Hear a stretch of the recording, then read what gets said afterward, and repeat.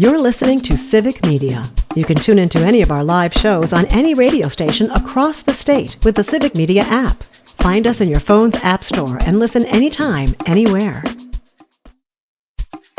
This is your WMDX Daily News Roundup for Mad Radio 92.7 FM and 1580 AM in Madison.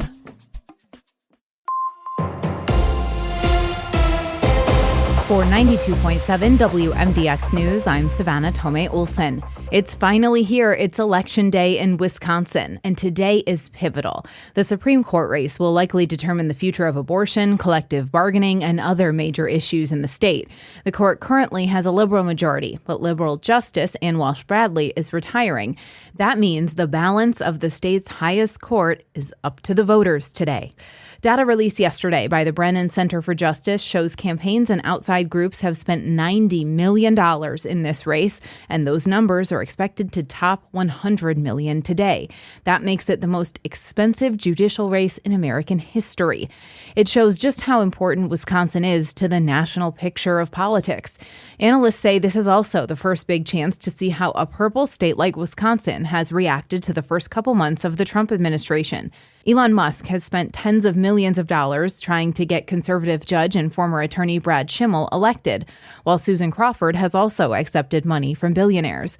Meanwhile, the race for state superintendent will have implications for Wisconsin kids. Incumbent Jill Underly is being challenged by Brittany Kinzer. Underly is a former teacher who has spent the last few years at state superintendent, while Kinzer is an education consultant who's mostly worked in charter schools and doesn't have a teaching license in Wisconsin. Liberals have typically backed Underly, while conservatives have mostly supported Kinzer.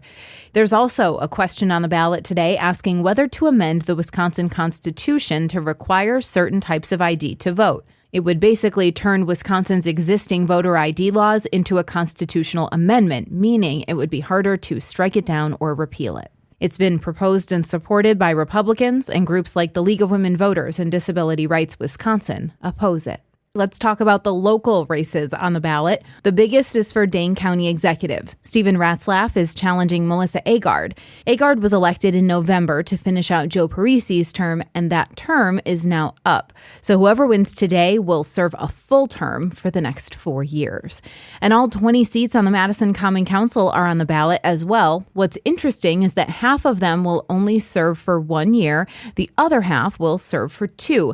This is because Madison is beginning its staggered terms on the Common Council, which voters approved in 2023. Right now, all 20 seats are up every 2 years, and we replace the entire Common Council all at once. But starting in 2026, we'll have an election every spring, and 10 seats will be on the ballot. Plus, there's a seat open on the Madison School Board. Now let's talk about what you need to know to vote today. Polls open this morning at 7. They close tonight at 8 o'clock. Remember, if you're still in line at 8, do not leave. You still have the right to vote. And we have same-day voter registration in Wisconsin. That means you can show up not registered to vote. And as long as you bring a photo ID and proof of residence document, poll workers can get you all registered and give you a ballot. Now, if you see journalists in your polling place, they're there with the approval of the chief inspector at that location. They're banned from showing your choices on your ballot. Remember, you cannot wear political statements to your polling place. Kids are welcome, and say thank you to your poll workers. You can find the address of your polling place, a preview of your ballot, and even the status of your absentee ballot at myvote.wi.gov. And of course, we have special coverage for you tonight and into tomorrow morning. The election night broadcast begins tonight at 8 o'clock on the Civic Media Network. I'm Savannah Tomei Olson. You're listening to 92.7 WMDX News. The Brewers get pounded by the Royals. Hi, I'm Mike Clemens with sports. Baseball, another lopsided loss for the Brewers, losing 11-1 to Kansas City. They fell behind 4-0 after just 2 innings and gave up 6 more in the 7th. Pitcher Aaron Savale out now with a pulled hamstring. They had to call up right-hander Grant Anderson from Nashville. Manager Pat Murphy. Pitching staff is decimated. I mean, what can I tell you guys? I mean, a lot of our top pitchers aren't here. I said 8 out of the 13. And we've been a man down Anderson got in at 3 in the morning and had to pitch today, more than he's pitched, just to suck it up for the team because we didn't have that many arms available. NBA, the Bucks host the Phoenix Suns tonight at Fiserv Forum at the NFL meetings in Florida. Brian Gutekunst asked if Jair Alexander could be back with the Pack. Jair, I think we're still working through that. Obviously a very, very good player for us, and we have some time here to kind of figure that out. That's Packers GM Brian Gutekunst. With sports, I'm Mike Clemens. On your entertainment beat, I'm Pete Schwaba. It's been 30 years since the original Heat hit movie screens. Fans of Michael Mann's heist film starring Robert De Niro and Al Pacino might be happy to know there is a sequel on the way. Rumors have Adam Driver and Austin Butler set to star in the new film, although nothing has been officially greenlit. According to Rolling Stone, Heat, which was released in 1995, was the 28th best film in the 90s, and it was the first time Al Pacino and Robert De Niro ever appeared on screen together. The actors were both in The Godfather 2, but never had a scene together on camera. According to Puberty.com, that's right, Heat 2 will be a sequel and a prequel all in one. Michael Mann has confirmed he has submitted a draft of the script to Warner Brothers. The plot sounds a bit convoluted, but interesting. There is no date yet for production to start, and sources say the film should hit theaters in late 2026. A new Hollywood power couple might be on the horizon if rumors are true. Glenn Powell and Sydney Sweeney have been seen together recently, just days after the actress broke up with her longtime boyfriend. The two stars of Anyone But You have put to bed rumors of any involvement previously. It's about time these two talented young actors started getting some publicity. Country singer Morgan Wallen made a controversial exit after being the musical guest on Saturday Night Live last weekend. Instead of mingling and being social, as is the custom,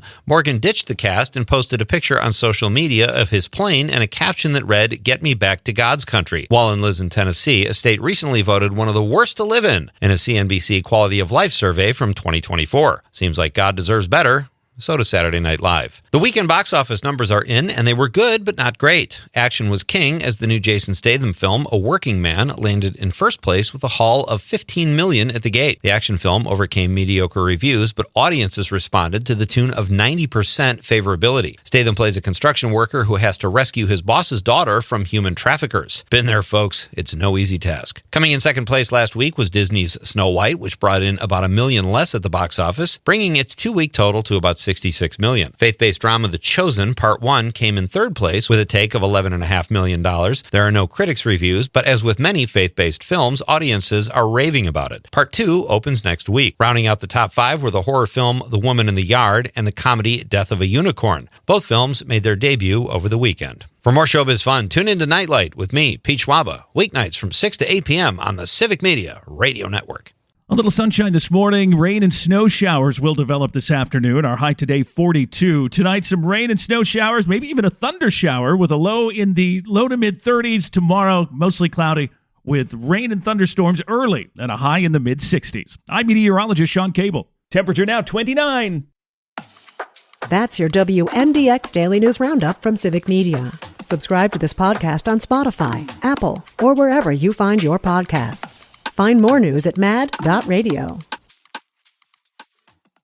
The national news cycle never stops, but it can be hard to find news about your local community. Civic Media is dedicated to providing quality local and state news coverage across Wisconsin. With the Civic Media app, you can get notifications about local stories that matter to you and your community. Find the free Civic Media app in your phone's app store and choose notifications from the menu to tell us what kind of news you want to hear about.